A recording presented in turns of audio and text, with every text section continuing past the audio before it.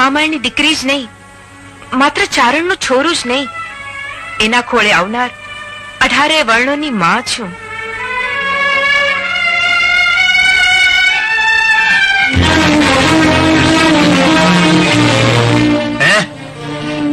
ધન્ય માં, તમારા દર્શન કરી ધન્ય થયા. મને શી આજ્ઞા છે? જેણે આ ચુંદડી મોકલી છે એને કહેજો કે માના ગળામાં વિવાહની વરમાળા રોપવાની આશા ન રખાય. એને ખોળે તો વિસામો લેવાય. ચુંદડી કોણે મોકલી છે એનું નામ જાણું છું, આગળ એક વેણ ન બોલતા.